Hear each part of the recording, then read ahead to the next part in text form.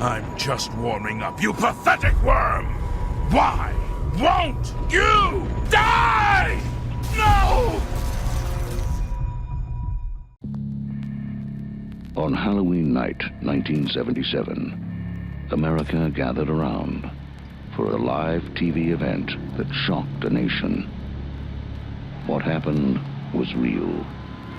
What you are about to see is the recently discovered master tape of what went to air that night.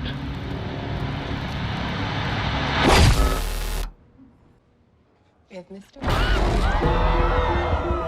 Ladies and gentlemen, now, here's Mr. Mitch Jack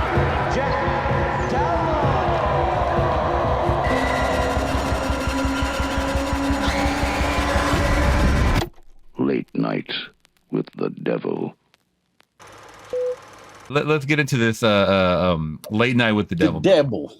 The devil is here in the building. Okay, so let's talk about it, man. This came out in 2023 in theaters. It came out, let me go back actually, because it did drop at a lot of festivals beforehand. And this is, I think, where it started circulating buzz. So let me get into the filming process really quick, a little bit background, and then we'll get into the release and the reception of things. So Late Night with the Devil, guys, was shot in Melbourne, Australia. Did you know that? No. Yeah. I guess when you're on a set like this, it doesn't really matter. You could be anywhere. You could be freaking on Mars. People won't know. You know? Yeah. Late Night with Extraterrestrials. Yeah, the film utilizes practical special effects, including puppetry, along with digital visual effects. Puppetry? Puppetry. Did we see that, or? I don't remember. That's what it says. Yeah. Yeah. The film also utilizes AI art, which was a big thing that we had talked about. That this was in the forefront after it was getting a huge research, just a buzz of you got to check this movie out. The second thing that came out was like, yo, but they're using AI art for some transitions and slideshow. And we kind of got your thoughts on it, but do you want to talk about it a little bit again about the AI thing? Yeah, because I wasn't 100% sure. So I'm thinking when they use AI art, I thought they made the poster from the AI art, right? No. So are you talking about the poster in the movie? Or the actual poster, maybe. I don't know. So Civil War did that. With the AI poster. Right. That just came out to light like last week. But for this one, you know, when they had we're coming back from break, welcome back, or whatever like that, and it had like the skeleton going like this and the orange skeleton. You remember that? That was AI. Yeah. That was AI generated. Oh, wow. Yeah. Okay. So something as simple as that really ruffled the feathers of the internet. And once again, I understand it. I think we talked about this in the last episode. I can understand like why they cut those corners, and I can understand that they shouldn't have, and they should have just kept that to a graphic designer. Someone could have made that like a 70s style poster. Yeah, absolutely. Yeah, absolutely. So I don't really know how to feel about it. I'm kind of split because maybe they just didn't have the budget for it. I don't know. I can't really speak for them, but people look at it as cutting corners and taking jobs away from people. What do you think? Well, somebody still had to make that, though. Somebody still had to type the prompt in to the AI to say what they wanted and get that result. So like somebody still had a job. It's just a different tool. You know what I'm saying? Like it's just a different tool. It might have took somebody, speaking from doing, graphic arts. It might have took me 3 days to finally complete that, maybe, or a week. When you can just do it, you know what I'm saying, in like maybe 20 to 30 minutes to an hour to find out what you really want. It's a tool. At the end of the day, if it worked, it worked, I hate to say that, you know what I'm saying? I hate to say that, you know what I'm saying? Because, I'm coming from a graphic artist, spending a night under death. But, like, if the tool works, it works. People said that about CG when there was the 2D artists got put out of work, from Disney and stuff. Like, oh, well, fuck all y'all. You know what I'm saying? This is the way Toy Story is the way we're making movies from now on. Put a lot of 2D artists out of work. And a lot of them didn't want to adapt to the 3D because they were so used to doing that. Well, you're becoming obsolete, really, because the industry doesn't really make this type of style anymore, and there's still people that do that, or even a stop motion animation, like this is still like a little niche, like the Nightmares Before Christmas and all that. But like 9 times out of 10, they're going to use CG for their movie. You know what I'm saying, to make the puppetries move or whatever animated thing there are. And people lost jobs, sure, but some people were smart and just adapt to the times. I hate to say it, you know what I'm saying? Things are changing. Things are changing, and like this feels so quickly. Like tomorrow, I might not be out of job. It might be a whole nother tool that if I don't learn, I won't be able to get a job anymore. That's how it is and shit. You know what I'm saying? Like, it's not like a barber. Once you start cutting hair, you'll be tight forever. You know what I'm saying?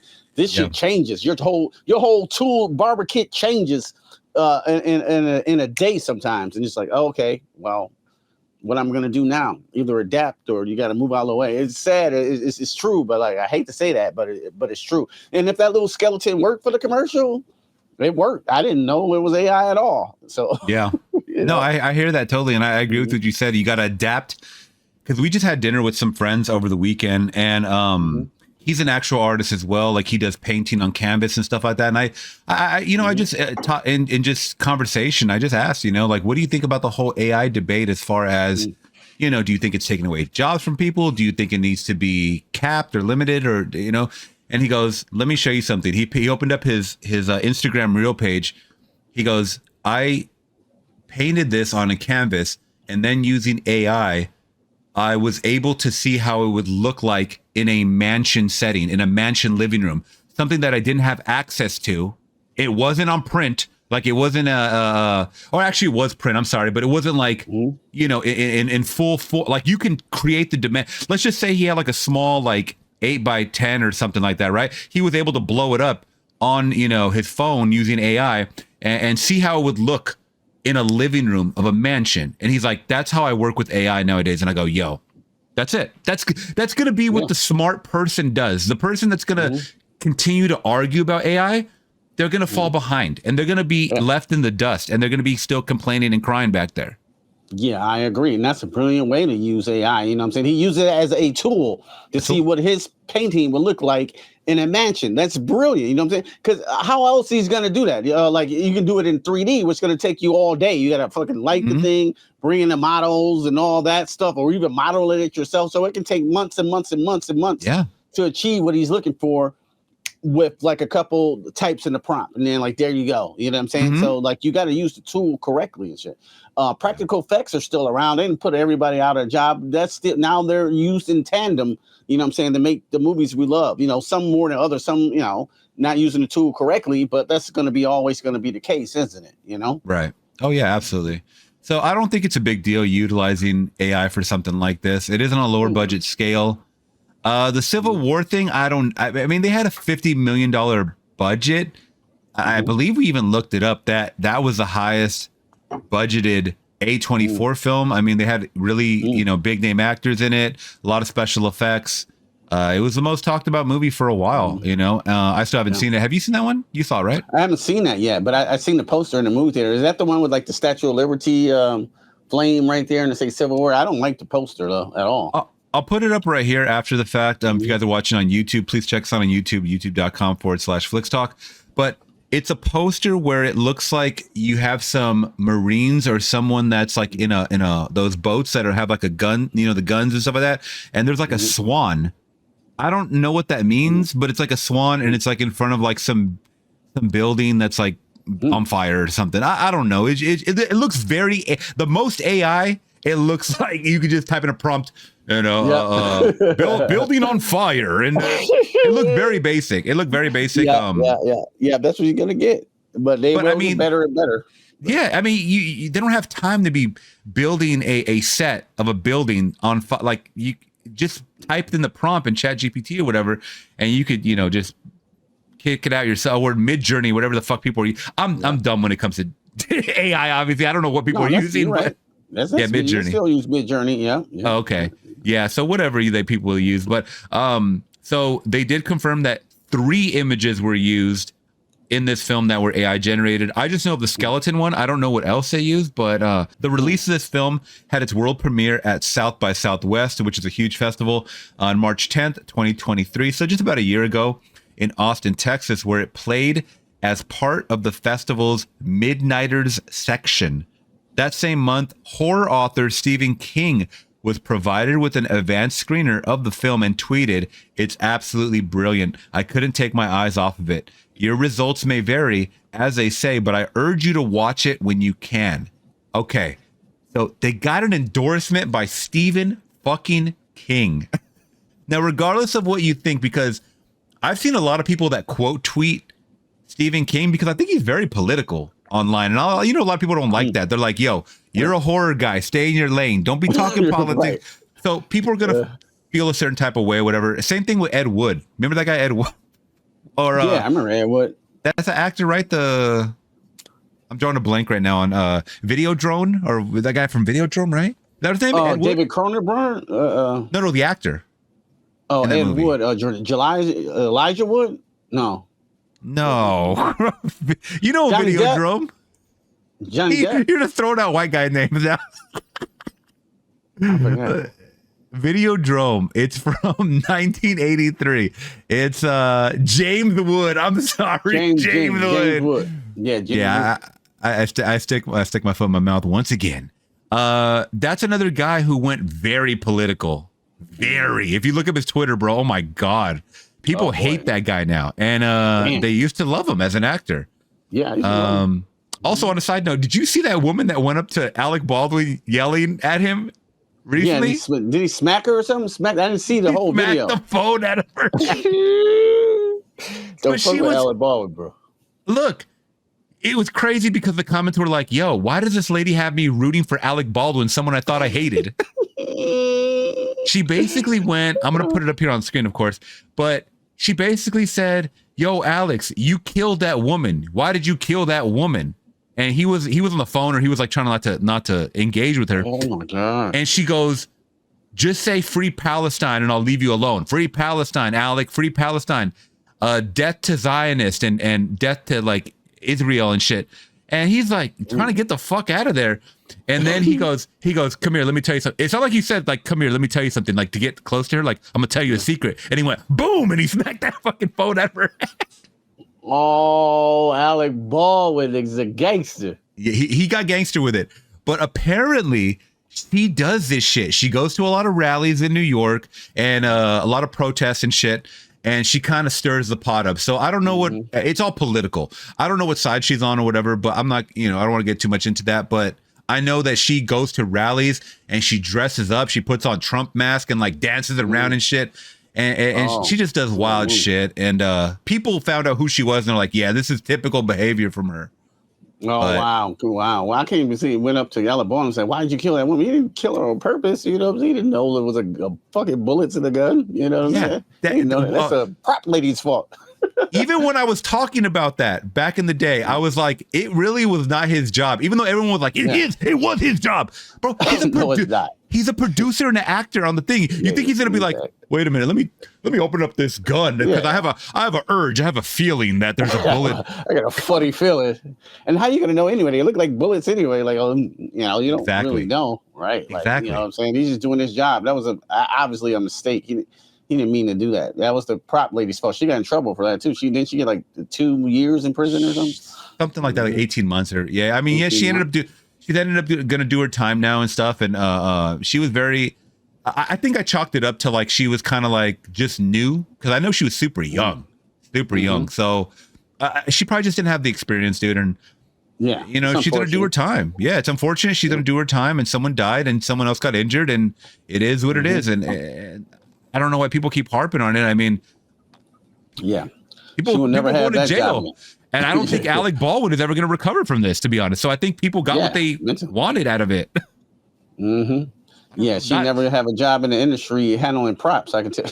She done with that. Yeah. Going back to the Stephen King tweet, do you think that absolutely helped the movie?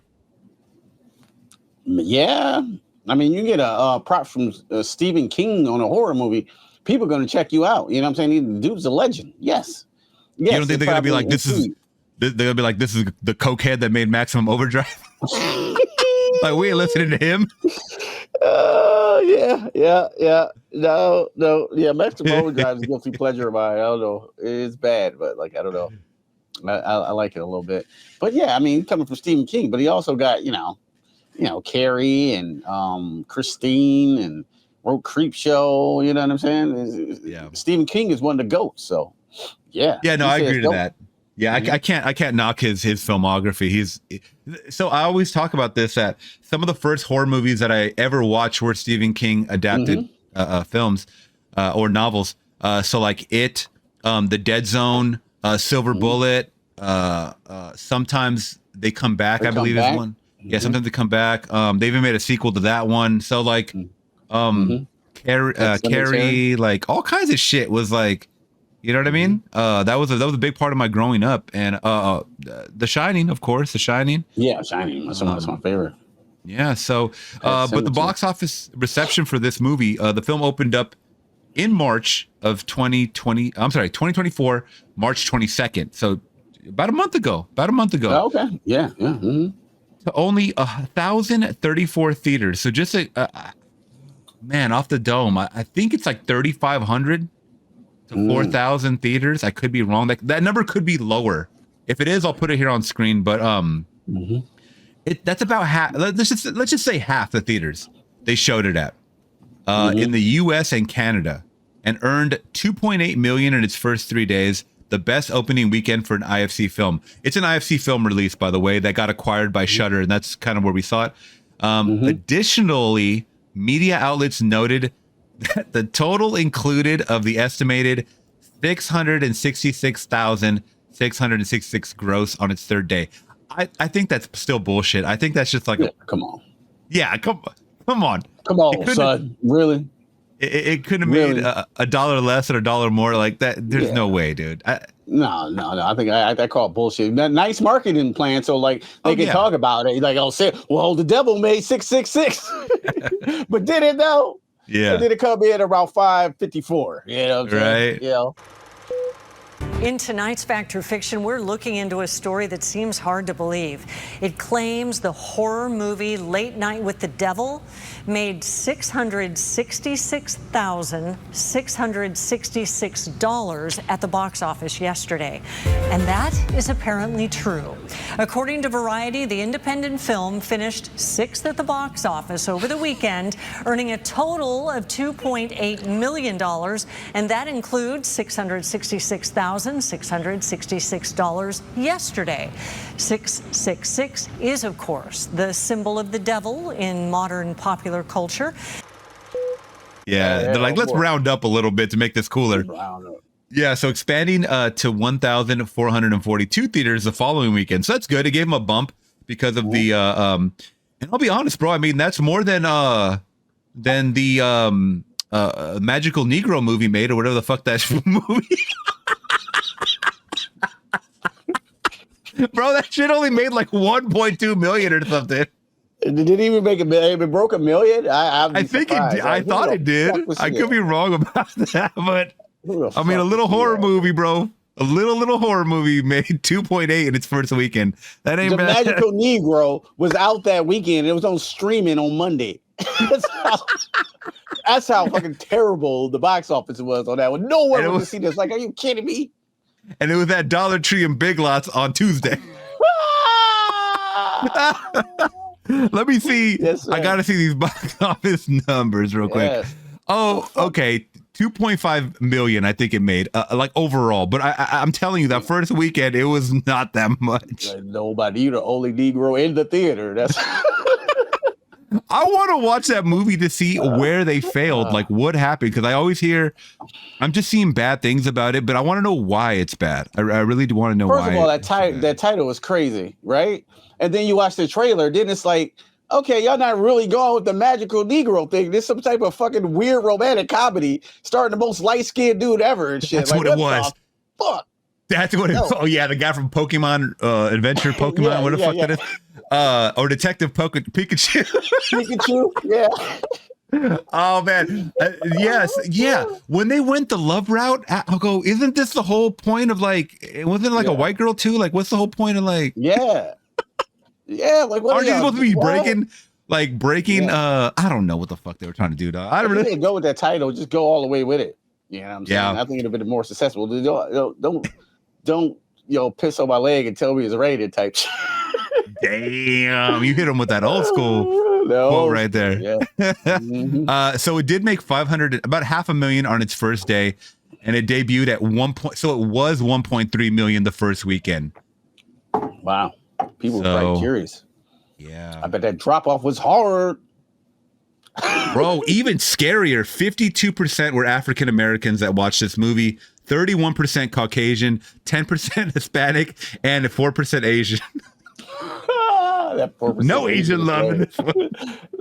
Negro mattered. Yeah, I'm not gonna do the voice, but like they was like they knew better. Good for them. Oh, they really thought people were going to show out like it was fucking Wakanda forever, didn't they? They thought. Wakanda forever. Yeah, hell no. Bro, Black people wouldn't even fuck with that. Like, you remember when Black Panther, the first one, came out in like 2017 or 18? I never seen nothing like that, bro. That shit was like a monumental event. Yes, it was. Everybody, especially for Black people, though. I will say that. Black people showed up in dashikis. Yes, they did. I remember in my theater, they were playing drums. I'm not even kidding. Like, I'm not even kidding. Like, I thought it was like a king's birthday from a Coming to America and shit. Like, these motherfuckers got drums in the concession stand, son. This is wild. I'm like, I really felt like you really felt like you was a part of something. I ain't never seen no shit like that. People having discussions outside. It was special. Yeah, that first Black Panther was special. Yeah, absolutely. No, it was so solid. I didn't get a chance to watch Wakanda Forever in theaters, but I did watch it on streamer when it came out, and then I bought the Steelbook, the 4K, and watched it like 2 more times. I really do love those 2 movies. They got to be like some of my favorite Marvel movies for sure. But yeah, no, the reception on that was crazy, and I think that the Magical Negro movie, they thought that they were gonna have that. As soon as you got Magical and Negro together, it's just like, man, what? Man, we just like to me, it take me back to those old times, like Mammy and you know what I'm saying. Oh, some minstrel show shit. yeah, Sambo and all that shit, bro. Like as soon as I hear Magical Negro together, I'm just like, man, I don't know, bro. Let's see if they're gonna push the boundaries at least so it can be funny. But then I seen that trailer, like, who was this for? Then you feel like it's not for me, it's not for you. Like, who the fuck is this for? Is it for white people? I don't know. Because white people that's what I'm saying. Like, I kind of want to watch it to see what they were going to try to do. Because I know there's going to be people in the comment section. Like, even when I reacted to the trailer, people were like, oh, you don't get it. This is too educated for you. What is no. Is it supposed to be a comedy or a romance? Like, I don't, like, it looks pretty... We're not straightforward to me, I think. We're not too dumb for this movie. You know what I'm saying? This movie is dumb. You know what I'm saying? Like, you try to fool us with this bullshit. You know, heck no. Like why they just didn't, like I said, go with it. So, like, you got a Magical Negro. He don't want to be a Magical Negro anymore. He want to fall in love with the real girl. That's the movie to me in my mind. And that's what's going to happen. Oh, I'm not a Magical Negro. I'm just a Negro now. And I want to be in love with a girl. You know what they should have done? The whole romantic aspect, they should have left that out of the trailer and just if it plays, because I think that part was like, I went on Twitter immediately and I just looked up people's responses to that, and that was the most talked about part. Was they're like, why did they have to turn this into like a rom-com? Yeah, they didn't have just to call it something else. You know what I'm saying? Yeah, I don't know. It was the weirdest marketing scheme I've ever seen from a movie ever. I think I might be off, but like that one is up there. Man, my heart weeps, man, for David Allen Greer. I always say that, I love man. That guy. He deserves better. Why did he take this role? I don't get it. But anyways, so back to Late Night with the Devil, man. On Rotten Tomatoes, bro, 97%. God damn. When was the last time we saw a horror movie? Now let me look. I'm gonna look up some recent ones because I could be once again putting my foot in my mouth. I don't know if like Immaculate or all those ones. I know Immaculate got really good, like people were talking about it on Twitter as a positive, but I don't know what it got. On Rotten Tomatoes it got 60%. Oh, Immaculate. Yeah, I kind of want to see that one too. Yeah, it's on streaming right now. Yeah. What other ones have come out recently? Horror movies that have come out, so I can like look up, maybe see if they got a higher score.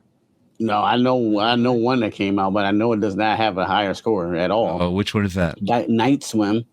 Oh, bro, that was back in January, dog. That was What else? That was no. I'm talking about like this month. Oh, how about the Omen? The first Omen. Oh yeah, let's see what that did. The first Omen, because I'm not too. That might have been last month, actually. Oh, no, was it last? Yeah, you just recently. Yeah. April 5th. No. I watched all the original Omen movies. Oh, nice. I haven't watched those in years. This actually got 70%. Okay. So a little higher. Okay. So I always talk about this, man. I mean, horror's never gonna get praised. Like it never praised like it should be, right? Mm-hmm. We know that. And I think it's because not everybody likes horror. And people that review action, dramatic movies, romantic movies, just whatever it is, right? Anytime they review a horror movie, I don't think that they're going into it with the horror mind. They're going into it with the critic brain. Like they're not going to know that these faults or flaws, sometimes that's part of the production. You know what I mean? Like it's supposed to look a certain way, because we'll talk about it. Like some of the CGI on this is pretty dodgy. At least that's kind of like what my thoughts were. But I'll get to it. But there is a reason sometimes that they make things look a certain way in horror movies, whether that's because of the budget or because they intentionally want it to look that way. But I think a critic that reviews, these epic fucking, Goodfella type of movies, they're looking at it from that kind of eye, and they really shouldn't. So when you got a movie out the gate, 97%, you get some praise from Stephen King, it's going to raise some eyebrows, perk some ears up, and people are going to take a chance on something like this. And I think the fact that they got it to Shudder so damn quick, the fact that they got it anywhere on a streamer besides, hey, rent it for $20. You know what I mean? Yeah, I wasn't going to do that. I wanted to see it so bad. I mean, I was tempted. Yes. If it was $20, I was going to rent. I seen it first pop up on Amazon Prime. It was like $14.99. I was like, ooh, Really? I want to watch it. It was $15. Yeah.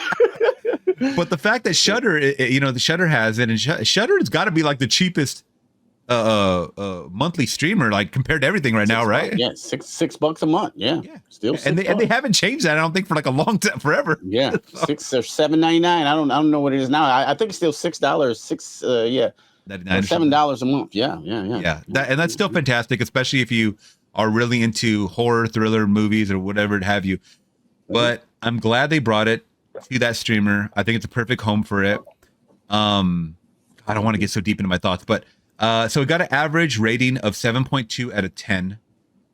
With the website calling it delightfully dark, Late Night with the Devil proves possession horror isn't played out. I like that. That's a great one sentence right there. Yeah, I like that. That's the review right there. Yeah. That's great. So let me ask you your thoughts. It proves that possession horror movies aren't played out. Now, we know we have the first Omen, Immaculate. These are all like that have to do with demonic or demon stuff, right? You even have the what's that Russell Crowe one, The Last Exorcism, and all this other shit, right? Exorcist First Believer or whatever. Yeah, Believer. You have all this shit coming out that's very possession demonistic based, and they're coming out very frequent, like in the last couple of years. They're just I don't know if they're really making necessarily money, but it depends, because that Exorcist shit lost money because they spent what $400 million to get the rights to it. Yeah. So it just wasn't that engaging, to be honest with you. That's a lot of these possession movies. They're just not that damn engaging, you're just watching them like, oh well, it's not really scary and shit. You know what I'm saying? I've seen it a million times. I think we'll get into this later, but like, yeah, there's definitely a point I want to drive home about this one though. But like, they just haven't been that engaging. Exorcism movies, I'm just like, oh, okay, I seen that. I can move on. They don't really stick to your ribs. You know what I'm saying? Well, would you say that they're considered played out? I mean, to me, played out means, it's an oversaturation. I mean, do you think that what they're saying is it's an oversaturation and they're just not executing that well? Or do you think it's just overall, it's just way too much of this? I don't think it's too much. I just don't think they're done Well, the movie The Exorcist, you know, it had people throwing up out of the, you know what I'm saying, out of the theater, leaving the theater in terror and shit, having nightmares for weeks. And that movie terrified an audience like I have never seen a horror movie terrify an audience, you know what I'm saying? Like that, you know what I'm saying? On that religious level, like religious people were fucked up, you know what I'm saying? They had to bring in priests and stuff like that. You know, everybody had an opinion. We're gonna bless this theater real quick before you watch the movie. before you watch it, people were fucked up. And she has sex with a crucifix. So the bar is here. She had sex with a crucifix. The bar is here. Like, what are you gonna do? Your mother in hell. You know what I'm saying? Yeah. Like, how are you gonna even come close to that? Especially with a girl. You know what I'm saying? Like, how are you even gonna come close? A young girl too. Young girl, young Linda Blair. Like, how are you even gonna come close to that type of level? That's the fucking bar and shit. You know what I'm saying? Like a rap battle. Yeah, you got to beat that. So, I don't really think no one has even yet. You know what I'm saying? But yeah, this one was interesting. I'll say that for sure. You know what I'm saying? Like, that's the bar. And then everything else, Exorcist and Emily Rose, pretty good. You know, Exorcist 3, pretty good. Then you got a bunch of other Exorcist movies, Believer and all that shit in the middle. It just doesn't, and nobody ever really watches them again. I could be wrong, though, but I don't.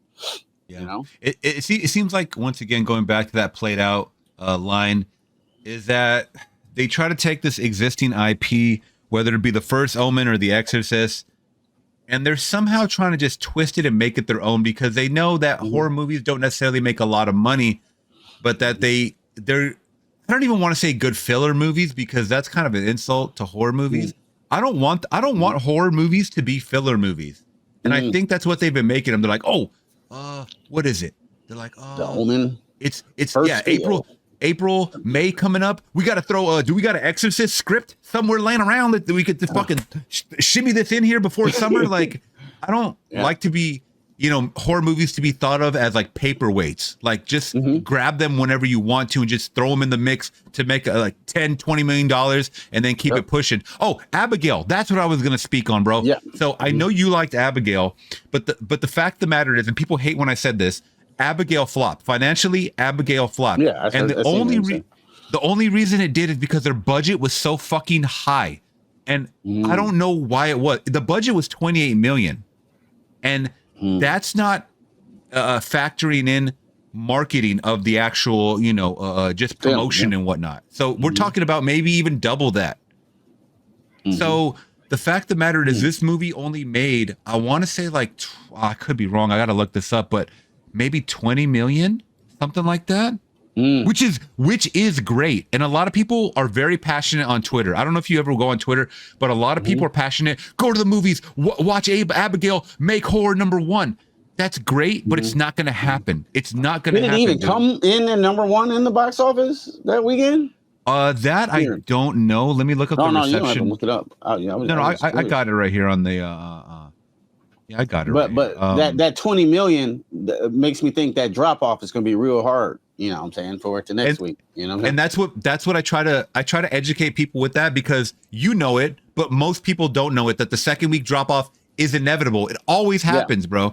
Even with fucking Marvel movies, it happens. It just happened with Ghostbusters. Like, oh yeah, people went to go see Ghostbusters. Then that second drop off, it was like dead zone. Like, it crashed into the ground and shit. Like, nobody was fucking with that. Other people seeing the movie, they was like, no, this shit is bad. They didn't support it no more. It's because the word spreads. It's the word spreads. Even if the word is good, like about Abigail, for people are gonna say, oh, if you like vampires, go watch it. And that already fucking split an audience right there, because people might go, oh, I don't like vampires, so I'm not going to even go take a chance. So it doesn't matter if you talk good or bad about it. I mean, it's probably better if you talk better about a movie to get people to go see it, but most people will wait to see a movie that they're kind of iffy about. They'll wait till streamer. That's kind of me right now. Yeah, you know what I mean? Yeah. But I think Abigail falls into that category too. I think people are going to just wait to stream it. I think it's a fun fucking movie, but like, remember you saw that. Honestly, you said that, you don't have to go see it. You know, you can wait for streaming. I hate, to be honest with you, like, it's that type of movie.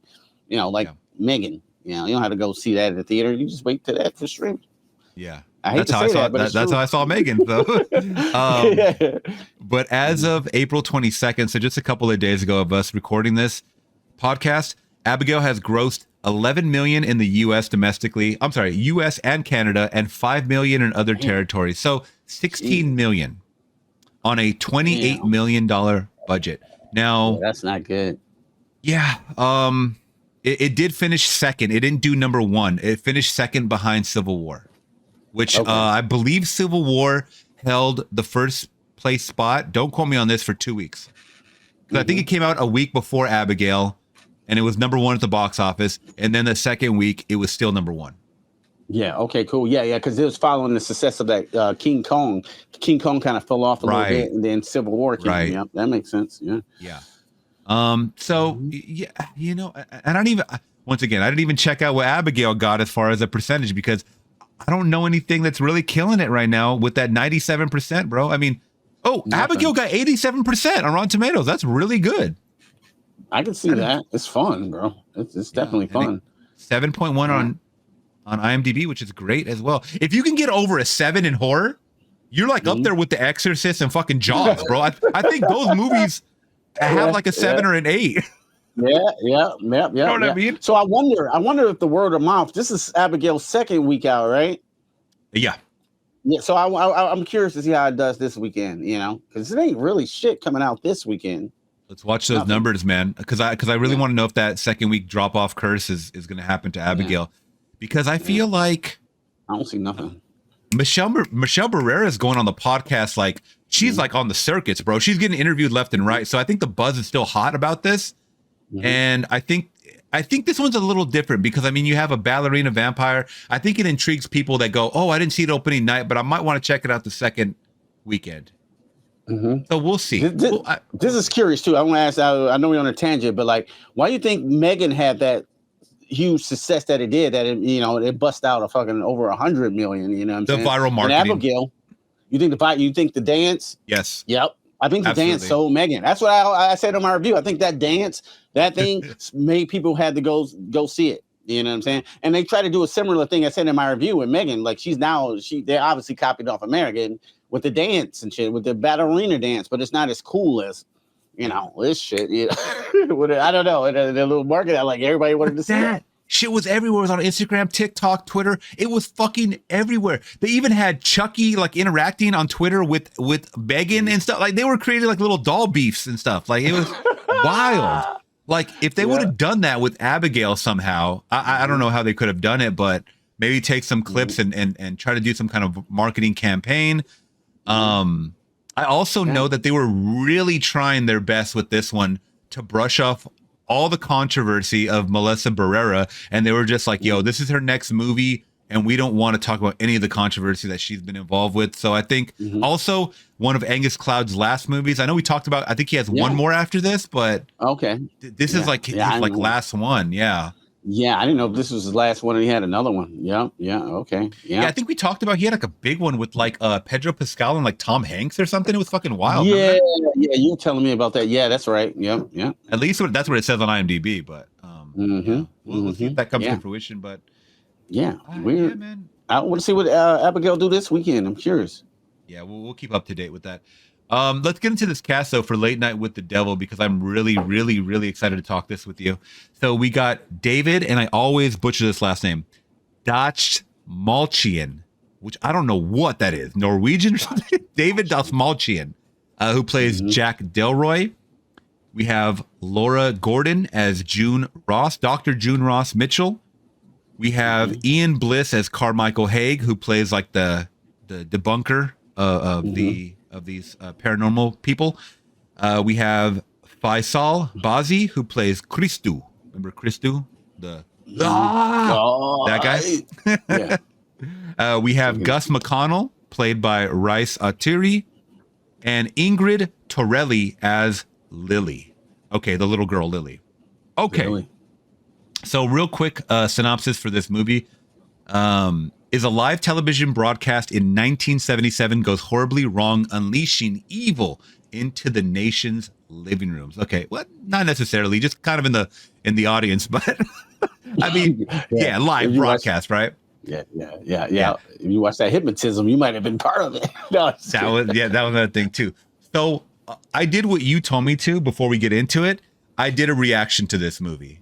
I was really cool. kind of iffy, I seen and I'm that. glad I did because it had a lot of parts that I missed the first time viewing it. But when I went back to editing, I was like, yo, I just caught that foreshadowing right there. Oh, yeah. I'm going to tell my audience, man, and our audience, is that this is a movie that makes you want to rewatch it like soon because to catch all the Easter eggs. Because how many did you see and you're like, yo, I kind of caught something here and there? Yeah, well, I had people just hitting me up. I only seen the movie still once. I'm probably gonna watch it again tonight. But and then I'm gonna do I might want to do a spoiler review too. Like, we already talking about it tonight, but like it impacted me so much. So yes, I want to watch it again immediately because I had people hitting me up, my friends, like, I didn't like the movie. You know, it's like, what are you talking about? He's like, I didn't understand it. I'm like, well, you didn't understand that he did this. He sold his soul to the devil and this, blah, blah. He's like, no, I understand. So he looked up a YouTube video and explained them all. Now he loves. And it explained. Yeah. Hey, Yeah. I give it up. Real quick, I give it up to the YouTube community because there's always those ending explain videos and like people really break down that shit. And I'm like, oh, okay, now I kind of get it. Yep, that's my boy Peter Anthony. That's who did it. He was like, he had to look it up and see what it's about. He's like, he understood it, but like, it's not like he's like dumb or anything because he writes films and produces it, but like he didn't understand certain things that made it connect this cognitive tissue. And then when he's seen the Easter eggs, like, oh, like, and then he pointed some shit out to me, like, oh, I didn't know that shit. Okay, yeah. So it's like that type of movie. You know what I'm saying, that has onion layers. I like it. Layers, yeah. No, this movie was great. It definitely, I had to get into the mode first and foremost of 1970. I forget when it said it's right. So 77, but it said the show started in 1971. So right off the bat, we're talking about, and they show us this too. They show us that there's a lot of, like Vietnam War. There's a lot of crazy shit shown on TV, right? Including Charles Manson. They show a glimpse of Charles Manson. I like that they showed us realistic things. They also talked about Carson, Johnny Carson, who was the late night goat at that time. I remember when Carson was around that time. Not in the 70s, I probably was a baby. But early 80s, I mean, like, Carson was king, bro. Like, yeah, so I remember exactly that time. Yeah. That was so cool. They really painted that picture of the 70s, a decade that I was not part of. I grew born in the 80s, grew up in the 90s. But I definitely felt like I was there, just the way everybody dressed, the shots, the different camera angles and stuff like that. Some of the effects that they did, to even comparing it to like when I did watch late night TV, because I grew up like in the Arsenio Hall days, Conan O'Brien days, David Letterman. You know what I'm saying? So like those late night guys, I was like, yo, like it seemed very similar with the band, the shots like cutting back and forth to the audience, or like those like transition of the AI photos and stuff like that. Like, we'll be right back, guys. Or here's our sponsor, type I of love shit. that stuff, bro. Like, you could almost smell the film grain and the dirty cigarettes, saying, after these messages, a message from our sponsor, you know what I'm saying? This stupid thing, and they got that microphone, that sounds like real scratchy and shit. I just like the drive-in and shit. So I love that shit. I actually love that type stuff and shit too. So yeah. I really dug that, the production value and the attention to detail and care that they went into making this production. You know, this on a low budget too, but it looks like it was straight up shot in 1977. That's what I'm saying. It's like a real broadcast. So I appreciated the hell out of that. Sure. Absolutely. Now let me ask you, what did you think of our late night host, Jack Delroy? So this is a different role for this actor, at least from. I haven't seen everything he's been in, but I know him from Suicide Squad mainly, but I know he's in a lot of shit. So I'm going to read some of the stuff. So it says he was in Boogeyman, which was also, was that a Stephen King as well? I don't know. I'm not sure. I think it might be. It also says he was in Ant-Man and the Wasp. He was in Oppenheimer, I guess, and Dune, the first Dune. I haven't seen those two movies, so I don't really know. I don't remember him at all in those movies. He probably is if I go back and look. He's always the Weasley guy in the background, too. He's a small role. Like, sometimes these roles are very small. He was in The Last Voyage of Demeter, which I know you said was the biggest horror movie of last year, right? You think? I didn't like that movie, Oh, I thought you said that was like the groundbreaking. No, I didn't like it. That's the one I didn't like. Yeah. You're like, well, yeah. Yeah, I didn't like that movie. I just thought it was boring, you know what I'm saying? And then Dracula Yeah. didn't do shit. So I was like kind of disappointed with that movie, though. But yeah, I think he's like that guy in the background again. I don't really see him. Mm-hmm. Yeah, but I mainly remember him from Polka Dot Man and the Suicide Squad, James Gunn. And so once again, what do you think of his performance as Jack Delroy, someone that's like a late night host, kind of like, cracking jokes and all this other shit? I think he did pretty good. You know what I'm saying? I think he did pretty good. Maybe he didn't blow it out of the park for me all the way, but I think he handled the subject matter well. He was I like his look. That's what I like of him. He got this like Weasley, sort of innocent look, but sort of like slimy look and shit. Like you don't trust this guy. You know what I'm saying? You don't trust this guy in a game of 3-card money. You know what I'm saying? You just don't. So like I kind of always watching him. Like he will do anything. You know what I'm saying for success. And so I think he had that look, and I think he carried the movie well. What I would like to see somebody else in that role, maybe so. I think it's some actors out there that could have crushed it. Just think if this was Robert Downey Jr. in this role. You know what I'm saying? I think he would have murdered it and shit too. As a late night talk show host, he would have killed that performance. You know what I'm saying? Because you would be on his side too. You might like him too much, but this guy you didn't like too much. So I think that's a good thing. You kind of liked him, but you kind of didn't. You kind of tell he wasn't as good as Carson. I'm glad. Yeah, I'm glad we're on the same page, because I said the exact same thing in my review when I first watched this. Is that he didn't really have the charisma, but when it came to the dramatics, the whole story arc with his wife dying, like I believe that part I believed from him. He seemed very sad, and of course we saw that he had like a back, which we'll get into. He had skeletons in the closet with the whole Bohemian Grove shit, the stuff in the woods, which ultimately ends up towards the end of the movie. So you could tell that he was joining these secret clubs to, once again, like you said, he was going to do whatever it took to get on top. But he was just like 1 point behind. He kept being 1 point behind Carson, and it just kept happening and happening and happening for years and years and years. And this was going to be the night. I think that one thing I would have liked from this movie is that it was sweeps week. It was Halloween night, but I didn't feel the weight of desperation really, because if he started in 71 and he went until 77, I mean, they said that he like left or whatever for a month or so, but basically 6 years, let's just say 6 years he was on the air. I didn't feel like the make it or break it. I feel like if you're on your last straw, like this could be it for you, you're going to be going all out. Like not just a killer show, but like I'm going to see it from you, like visibly on you. And I only saw that in the dramatic parts. The jokes were kind of just like he was just reading jokes.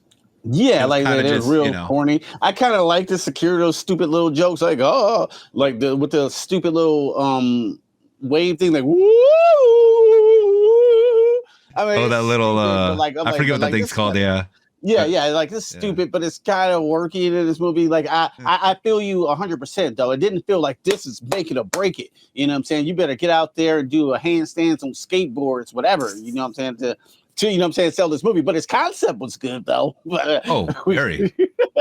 His concept, his show setup, his lineup. Okay. Yeah. But like I do feel you. I agree with you on that one. It didn't seem like it was ride or die. Maybe because something that already had happened that might have. You know what I'm saying? This is it. I guess we'll get into it. Yeah, absolutely. Yeah. So what did you think about his right-hand man, this guy Gus, who we've seen along the way, like Conan O'Brien, I know has like Andy Richter was his sidekick. David Letterman had, I know what the guy looks like. He had those little glasses, bald guy. I don't know his name though, but these guys always have their sidekicks, right? Even like Jimmy Kimmel has it with that Mexican dude. Yeah, what's his name? You know what I'm talking about? Guillermo. Yeah. So there's always a sidekick to kind of play off of like jokes or gags or whatever, and they usually implement them in the whatever show topics and stuff like that. And what did you think about this guy Gus McConnell? But yeah. I guess we'll get into it later though. But me and wife had about a 25-minute discussion about Late Night with the Devil, and she don't like horror movies and shit. She don't like it, but she you broke watched that it with motherfucker her? down. Yeah, she watched it with me. I thought she can handle that one, even though it's fucking evil as shit. It does But get she evil in handled that third act. That third act Yeah. gets evil. But yeah, she actually liked that movie, and then she was talking about like she liked his character, the sidekick, because out of all these people on stage, you know what I'm saying, like I guess we'll get into it later, or we can jump into spoilers, right? Or no? Oh yeah, no, absolutely. Oh, it This is don't all matter. spoiler Okay. talk. Yeah, it's all spoiler talk. Mhm. Yeah. So what happens to him in the movie, she say he was the most innocent person in this whole thing. You know what I'm saying? So the shit happened to him. Like at first, like with the guts and shit, when you start ripping out his guts, like that's fucked up, and then it kind of disappeared. It's hypnotized, but like he That whole didn't deserve scene, none of that shit. Yeah, That whole He's, scene, like, the oh my most- god. Yeah, dude, it's fucking nuts. Hypnotized. And he's the most innocent guy in the whole movie, bro. You know what I'm saying? He's doing this. He's really just doing his job. He's not out for anything or ratings or, like his producer is always triggering and edging him on and shit. You know what I'm saying? But he didn't have shit to do with nothing. He's not trying to sell you a gag or, some psychic shit or whatever, or debunk you. He was just doing his job, and he got caught up in this bullshit. You know what I'm saying? So, I wanted to mention that he's the only guy from what I remember that was a believer in like God or he had faith. Mm-hmm. Everybody else was out for I think even like Jack tells him, he goes, you don't believe in this mumbo jumbo shit, like whatever, and then I think the producer even tells him, he goes, put on a fucking smile, put on that, tuck in that smile or whatever, like Right. pep up that smile. Because Gus keeps going to everybody and going, you don't know what like the presence, the forces that you're dealing with here. Like this is satanic shit that you're dealing with right now, and this is a bad move, and nobody believes him. The whole thing is that nobody believes him, and it's really unfortunate what happens to him, because I wanted to say that we were talking about earlier, like exorcism movies and like movies that deal with like faith or like demonic possession and stuff like that. Usually crosses and all that shit works, right? And like the power of Christ compels you. He does that and he gets his head fucking turned around. I'm like, Gus, no. Yeah. They had to turn it on his hand, pun intended. You know what I'm saying? They can't do that again. Like with the vampire movies, change up vampire rules every fucking vampire movie. Well, Garlic didn't really work this time, so like they had to turn the exorcist thing on the head. Poor Gus, man, I liked him. He was kind of the real heart of the movie. You know what I'm saying? Mm-hmm. He was like the innocent person in all of this. him. The rest of them, you know what I'm saying, they was all kinda got funny, something too. to fucking game. Yeah, he was funny. He was funny. I liked his character. I liked his character a lot. Yeah, and I feel for him, the most out of anybody in this fucking movie, to him. That guy, and one more person didn't really have shit to do with somebody. None of this is his wife, of course. She didn't have shit to do with anything. Oh, you didn't like the wife? I did like the wife, but I think she's innocent though. Like with this huge scheme of things and shit. Like she didn't have, what I'm saying. She didn't want success, and she wanted her husband. So oh my God, we'll talk about it. We'll talk about it a little later, because she's a huge part of the third act that kind of goes into that. I got to look up an explained video on that a little bit, but I want to say that she was the sacrifice, basically. So yeah, she was a sacrifice. But let's get into Madeline then. That's the wife. I didn't mention her, played by Georgina Haig, who we get to see very, very briefly, and it kind of this is what makes him step away from the show for I want to say a month or a couple of months or something like that. I don't think it was much longer, but he steps away and really made it seem like they had some kind of, they had love for each other, obviously, because they were painting this whole picture that they were out in public all the time, that she was his muse, and they were really connected at the hip. And at first, when she was going, it really bugged me out, because I was like, they were talking about how she died of lung cancer and she was not a smoker. And that's what made me raise an eyebrow. I was like, sacrifice. Yeah, why aren't you guys asking these questions of how is that possible? You know what I mean? But then they showed her, and I was like, maybe this is a gimmick, like because the whole thing is that he's trying to just outdo Carson, right? So maybe this is just all part of a bit. And then they say that she died 2 weeks later, and I'm like, okay, all right, this is going to shape his character a little more. But to me, he even after that death, he was still just a little like himself, like what we got to see. And I think that's just the fact that David Dutch Malchian he just has a very stone-faced look, and it's not very expressive. Like, you can't really. I don't really remember even a smile on his face. It's always just a look of sadness or despair or like worry or something like that. Yeah, You know what I mean? he's always looking like, where's my spoon for my cereal? And he's always got this, stand stoic look and shit, which I think he does well, though. Yeah, which I think he does well. Yeah. But it's not a really good characteristic for a late night host. I mean, you're up late. You're ready to get, have jokes thrown at you and try to laugh and shit. Who's going to be laughing at someone, just being all depressed and shit or looking depressed? Mm-hmm. True. Yeah. Because he did, but very stoic. Let's get into our first guest, Christu, the guy that was the medium, so to speak. And he was this guy Christu. By the way, when he actually got contact with who did he get contact with? Did we even find out who the fuck he gets contact with? He just it's Minnie or someone. Minnie, yeah. He's like, someone accept the call, basically, and his eyes started rolling back. Accept the call. And when he started freaking out like that, he lost his accent. Did you notice that? Oh shit! No, I didn't notice. Go when you rewatch it. Listen to that. He starts speaking with no accent, and I'm like, "That's funny." That is so funny because the whole thing is that a lot of these were gimmicks, and I mean, who knows? Maybe all of them are gimmicks, or maybe none of them are gimmicks. I don't know. What do you believe in psychic like readers, like people that can actually tap into communication with the dead at all, or? What are your thoughts? I don't know, man. I don't know. I mean, I don't know. I never really experienced one, personally. I'm not completely out of doubt, but I never went to like a psychic reading to see what's going on with my future material. I just never did it like Miss Cleo, you know what I'm saying? It's like not like today for your free reading. By the way, if you haven't seen that documentary, I think it's on Hulu. Watch that shit. Yeah, okay. It was great. Yeah, it was great. But she was full of shit. But and she made bank. But I don't know. It might be clairvoyant mediums out there. I don't really know. I never really. Wait, no, I'll take that back. Somebody said something to me at Whole Foods a long time ago before I did CG for a living. He said, "You're going to be good at computers." He didn't know shit about me. Like, yeah, you're gonna be fine. You know what I'm saying? You're good at machines. You know what I'm saying? And I automatically knew computers. You know what I'm saying? Because of what I was studying at the time, and I didn't tell him shit, and he just knew that. Like, he was like, "Let me talk to you later." But like, I went over to him in a lunch thing, and I said, "Thanks for the readings. Like, yeah, I'm glad you like it." And I didn't talk to him after that. So yeah. Wait, he gave you a reading right there? No, he just looked at my hand or something like this and said, "Oh yeah, you're real good at machines." Like, he told me I was going to be okay, and I was like, "Okay," but he told me I was going to lose something bad. Like, that's sad.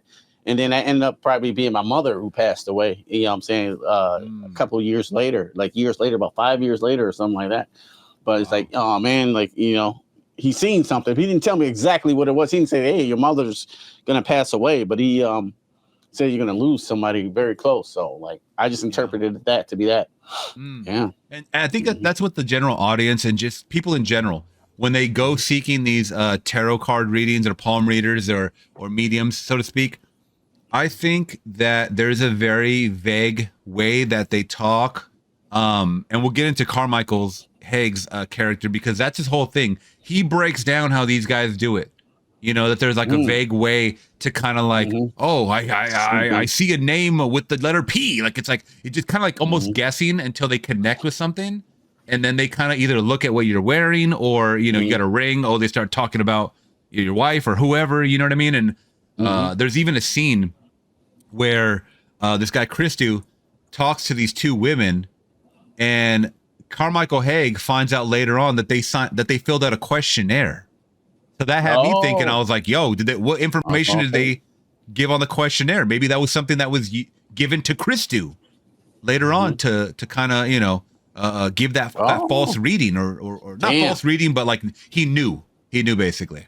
Damn, that's kind of what I got from it. So So they bring in Christu as the first guest, and he's the one to kick it off the night as far as like this paranormal, like just get some readings going and get the kind of the, you know, the just the audience reaction and stuff like that. But it was weird how he fumbled, man, so hard this first one. Remember they were making like a big joke about it. He's like, your wife, she's no longer with us, right? And he goes, well, I haven't seen her. She ran off with my neighbor. Yeah, that guy. I was like, yo, what a bad reading. And then the second couple was like these two ladies. One was a mom, one was a daughter, and they had talked about how her son basically unalived himself. And how did he know all other? Do you think it was a questionnaire, or he had like some kind of psychic ability? I think he did have a psychic ability because even the spirit used him as a medium to you know, communicate that last one. So like, yeah, they were believing him. Like maybe sometimes it just comes and goes. Maybe you got to go out there and still give a show. He still got to do like whatever his job is. You know what I'm saying? So he got to go out there and put on an act. So like he might. Like the debunker said, he have to have a lot of things. So you have a ring. Is that from? I'm hearing an M is from Melissa. No, is it a Karen? You know what I'm saying? So like he go off there to keep the show going. But every now and then, I think he can actually use his psychic ability when a spirit comes through. We get some type of reading to talk to the family or whatever, like he did in this clip here with a mother and a daughter. Yeah. So I think he was clairvoyant. Yeah. No, I got a feeling too that he kind of had a little bit of ability in there. And this is the thing is that like, even though I don't 100% believe in this stuff, like even if I were to believe in it, I could believe that they would get something wrong. Right. You know, I don't think that they're going to be 100% accurate all the time. You know, yeah. It's not like the ghost said, hey, yo, tell her that the chicken is under the stove. The chicken is under stone. This is, you know what I'm saying, Leroy Jenkins. Tell her it's Leroy Jenkins is me, bitch. You know what I'm saying? It's you not got like her under your left titty. Yeah, it's not like Whoopi Goldberg and Ghost. They have like like a straight up connection, like where he could hear like Patrick Swayze talking, like direct, you know what I'm saying, connections. I don't think it works like that. Maybe you get like small stuff because we were in what was it, Savannah? We went on a ghost tour in Savannah because that's the most haunted city in America, apparently, right? And then we had they all gave us these ghost devices or whatever. And then we had one that could talk, right? And then it'd just say shit. Like when I had it, it wasn't really saying anything. But then I gave it to my wife and it started going off like crazy. Like, oh, chair, sick, run. Like it was just saying shit, you know what I'm saying? Desk. It was just saying stuff. But when they give it to me, it wouldn't say anything. And then at the end of the tour, my wife, she was raised Muslim. So she said a Muslim prayer. And it just stopped. The voices stopped. Everything just stopped. It was over. And like I don't know if that was set up or not though, but it was wild. It wasn't even like creepy. It was just like this thing was really reacting to her, but like not me or anybody else or the tour guide and shit. But like when you give it to her, maybe that's a setup. I don't know. I can't really explain it. You know, maybe like okay, when you give it to the girl, just turn on the voices. Yeah, I don't know. It could be that, or it could also be like a lack of belief. Like if you don't believe in that stuff, then I don't think it can come through. But if they know that you have a strong faith or you have a strong this or that, maybe you're more susceptible to like them wanting to latch onto that. I don't know. Yeah, because I wanted to talk to the ghost. I was like, oh, let's go out here. We by the graveyard, and like, that's why he didn't want to talk to you because he knew how much you wanted to get that VIP access with the ghost. Yeah, my wife didn't want to have no part of it, and that's the one it was talking to. Yeah. It was weird. Mm-hmm. So, what did you think of the third interaction, the third connection that he got, which was basically the wife through Christu? What did you think about that whole scene?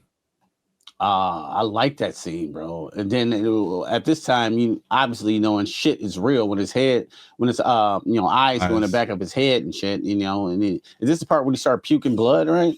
Yeah. So like minutes later, they sit him down with Carmichael Haig, and then he just is like going like this the whole time. Yeah. By the way, nobody was looking at him like, "Are you all right?" They just kept talking. Keep filming. Yeah, something's about to happen. Dying. Yeah, he's dying, son. He like literally died on stage. Like, yeah, that was crazy. Then I was like, okay, this movie started getting real, and I think that was a message from his wife trying to warn him what it was about to go down and shit. You know what I'm saying? Like, this is a warning. Like, yo, you know what I'm saying? I know you did what you did, and but you got to stop. Yeah, that was a stern warning. You know, and I think he kind of wanted to stop, but the producer egged him on to finish the show. So, absolutely, yeah. Yeah, I hear that. Oh, he's dead. What? Stop the show? Nah, fucking stop the show. Yeah. No, we'll keep it going. Yeah. What do you mean stop the show? Keep it going and don't tell anybody about it. We'll do it live. Yeah, we'll do it live. This is it. We'll do it live. Yeah. Now, what did you think of Carmichael Haig's character? Basically, just a guy that. Oh, they also mentioned that he used to be. Like also like a medium. He did all these tricks and like, you know, with a magician himself type of deal.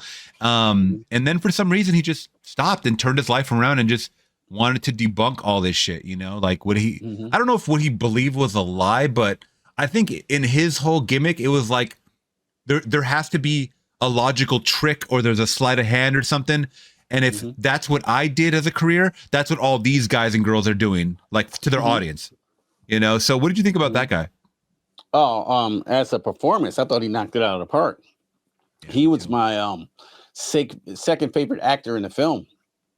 I thought he killed it. And I guess they based it off that one guy, I forgot his name, that debunked stuff and did like this. So like his arrogance, you know what I'm saying? His arrogance really sold that role because you're coming at it from different angles. You're coming out of this fake, phony psychic that kind of maybe happened to be real, and then you're taking it from the debunker, like maybe this is all bullshit. So you take the audience on this like little roller coaster, like you don't know quite what to believe. You got to see it all. Let's play it out, you know. Let's see how it plays out. And I thought he was fantastic, bro. I thought that actor was fantastic. How he delivered his lines. He was, you know what I'm saying, right to the point. He was smart. He was witty. I thought he was fucking great, bro. I thought he was great, you know. Yeah, hell yeah. Same here, man. And he's also in I knew I recognized his face, bro. That is so crazy. So I just clicked on his IMDb. He's in the Matrix Revolutions and the Matrix. Yeah, that my boy was telling me that. Yeah, yep. But I think so he's the one that played Neo's like oh God, what why am I drawing a blank? Yeah, but he was like he was like no, not the architect. No. Was it the architect? No. So remember at the end of Matrix Reloaded? Yeah, there's like a cliffhanger where like they're like we brought out Neo and we brought out this other guy. So it's basically another guy from the Matrix into the real world, but that his whole thing is that he's gonna kill everybody in the real world. Remember that? And the Merovingian or some shit that, right? No, the Merovingian was the guy in it's been a while since I've seen it, but in Matrix Reloaded, he's the one that was with that girl, and she ended up helping him. Remember with the key, and he was looking for the key maker and shit. He was basically like I don't know, just kind of like a billionaire, like in the Matrix, basically. And he had all these secrets or something. Yeah. Yep. Yeah, the guy you talking about, he had all gray hair and he turned around like this and they had all TVs and shit behind him, right? Yeah. Oh, that's the architect. Oh, that's the guy. That's the guy at the end of the third Matrix movie where he basically talks about how he created everything. Type of deal. Damn, I gotta send you a picture of him because you'll be like, okay, he has hair. That's probably why you can't really picture him, but I'll throw up a picture of him. But Ian Bliss, yeah, I definitely recommend him from the Matrix. I liked him a lot too. I thought that I didn't know that there was a guy like this in real life until I started we were kind of like the movie progressed and I was like, wait a minute. In the back of my mind, I was like, I think I saw a documentary about someone that used to debunk like these type of guys. So I had to look it up afterwards, and I forgot the guy's name, but I'll put it up here. Me too. Yeah. It was like an older guy though, right? He's like an older guy. He almost looked exactly like this guy. You know what I'm saying? They dressed almost the same. They debunked the same. So like he was definitely based off that guy. I never watched this stuff, but I was watching it after I started going down the rabbit hole with Late Night with the Devil and start seeing this stuff. Yeah. I think he even offered like money as well to people and nobody could nobody won the money, I think. Yeah. Yeah. I like that. How you offered the money. Yeah, to debunk that. I thought that was good and shit too. Yeah. Nobody won that money. Yeah. He tried to give the money away at the end too. Remember, like, Oh, I to the demon, to the demon, to the demon. Here's the money. The demon don't give a fuck about that money, son. right? He's here for souls. Let's jump to the demon, man. Let's talk about Lily and Dr. June Ross Mitchell. Okay, so they're brought on board as basically to follow Christu and Carmichael Haig, and she decides to do, and she wasn't planning to do it either. It was kind of like pushed upon by Jack and the audience to do a live kind of. They were gonna do like a demonic, not demonic possession because the demon's already inside of her, but they were gonna bring the demon out. That was the whole thing. They were gonna bring the demon out live, and they put her in restraints, Lily, and they were gonna just do it live. And they didn't know what to expect, which is the stupidest thing, by the way. She knows it's live TV. So what do demons usually do? They start cursing and saying the nastiest shit, right? Like, Right. this live TV. Like, come on. Yeah. She should have known better. But yeah. what did you think of Dr. June Ross Mitchell and Lily's part in the movie? Yeah, I thought the doctor, you know what I'm saying, did her job well. You know what I'm saying? I thought she was pretty good. She fit the role to you know, nothing over the top, but like, yeah, she was obviously there to sell the book. You know what I'm saying? She's obviously there to sell a book, to sell merchandise. So she's kind of in it for, you know, herself, really. Does she really, really care about this girl? I don't know. Or does she really care about her book? You know, I think that's a question that could be asked. Now, Lily is my favorite actress of this entire movie, bro. Yeah. Like, when she comes out and she's like, you know, and the camera's over here and she's kind of looking to the left over here, just kind of looking at the camera, but still talking to the host. It's like, you know what, you don't think I'm pretty, David? I was like, geez, she is unsettling for sure. And then when she starts to really put on that acting, you know what I'm saying, as the demon or as the regular Lily or somewhere in between, I thought this was the best demon possession since Linda Blair in The Exorcist. I'm like, oh my God. I mean, like you said, the bar is here. Like, she already fingered herself with a crucifix, but like her little subtleties, you know, like when they touch her, she slightly moves or things like that. I thought her performance was incredible. She was my favorite part of this movie because every time she was on screen, I could not keep my eyes off of Lily. The eyes, the movement, it seemed like something was seriously wrong with her, like for real. Like her acting was that damn good, and you know what I'm saying, in this role. Lily was incredible. You know what I'm saying? Like I said, it's the best demon possession since The Exorcist. You know what I'm saying? From a little girl, I think. Yeah. And I trust your review on that because I know you've probably seen a lot more demon possession movies than I have, but I'm starting to get into them a little more.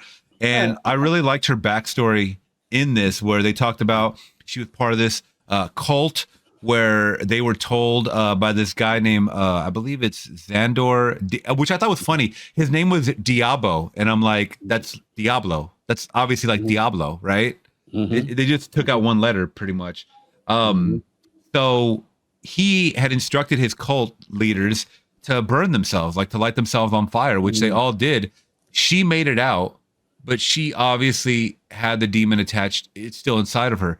So she had these mannerisms of just kind of living, you know, as a little girl, but also the Mr. Wriggles, you know, so kind of finding that balance, but she didn't seem all there. She seemed like totally just transformed or hypnotized after this event happened. So she was, just staring at the camera, or she was kind of spaced out, you know, spaced out, way spaced out. Yeah, and that made it extra creepy because the shot was just like on her looking at the camera just for so long, even when he's talking to her, like you said. And it just became odd and just like, oh my God, like what? It makes you think like, what the hell did this girl go through and what's going on in her now? What's going on? Yeah, what's going on with her right now? You know what I'm saying? Because like, that's the hardest thing to do. The demonic possession of of especially little girls. It's like, I think it's the hardest thing to do in film, and they nailed it. That's part of the directors, not all, you know what I'm saying, her acting, which she did excellent as, but like the way they set the camera way over there, you know what I'm saying, and just have her looking at it for a long period of time. Like maybe it's too long or whatever, but like, I don't know, because the camera sticks on her so long that like you start looking at or whoever's watching this movie was like, you see this shit? Like, you see this little fucking girl? And it's one of the hardest things to do on film. And I think they fucking knocked that shit out of the park with her. To me, Lily murdered that role, bro. And then when she got real evil, you know what I'm saying? She was fantastic. Demon possession. I would put it next to even though I think I like this one more than Evil Dead Rises. Say Evil Dead Rises what you want, but that mother in there with that demonic possession was pretty fucking good. You know what I'm saying? That one was really good. Oh yeah, absolutely. Yeah, that one was good. I think Lily with the you know what I'm saying, because that's straightforward. You know, what do you say? Your mommy's with the maggots now. Like, that's straightforward. But hers was kind of like off and on, and it had to build and it had to go here and come there. So I really appreciated that performance for Lily. I know I'm going on about Lily, but like, yeah, I like it. No, it's good, man. No, she did a great job in this. Ingrid Torelli.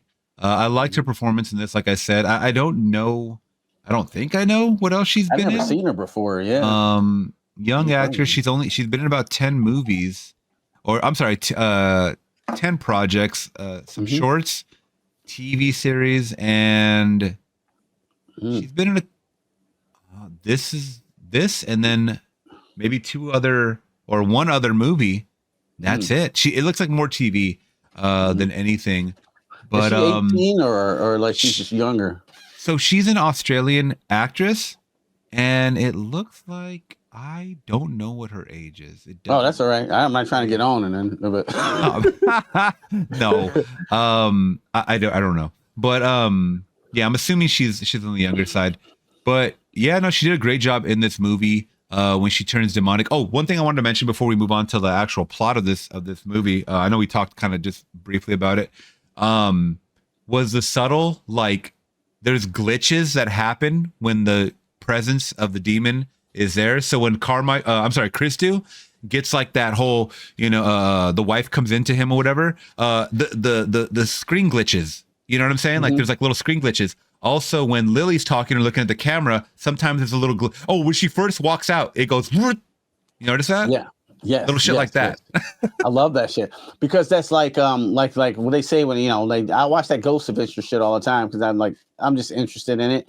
And then when they get EMPs, like their cameras will sometimes die or glitch out and stuff like that in those movies. So like I guess when dealing with ghosts or demonic possession, they have to suck the energy from something, or use something as a vessel to manifest. So I think that was a nice little nod, you know what I'm saying? Like the people like, yeah, like, oh yeah, you know what I'm saying? They're doing a little, EMP shit too. So like, yeah, I like that shit. That shit was dope. Absolutely.